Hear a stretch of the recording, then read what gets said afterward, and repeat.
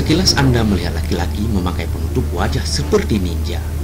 Namun Anda jangan berpikir itu gerilyawan ISIS yang sedang diserbu Amerika. Tapi yang kita lihat sekarang adalah petugas operasional mesin padi keliling.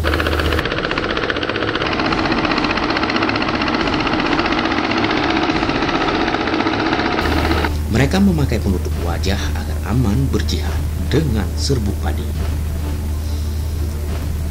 Belakangan ini, kilang padi keliling mewarnai desa-desa di Aceh.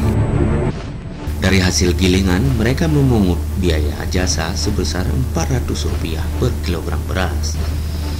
Kilang padi beroda 3 sekilas terlihat menakutkan.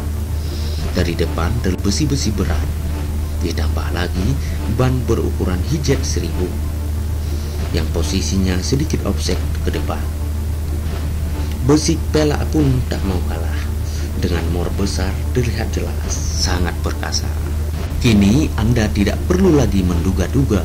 Mereka bukanlah gerilyawan ISIS, tetapi lelaki yang memakai penutup wajah seperti ninja itu adalah operator mesin giling padi keliling yang setiap hari berkeliling desa.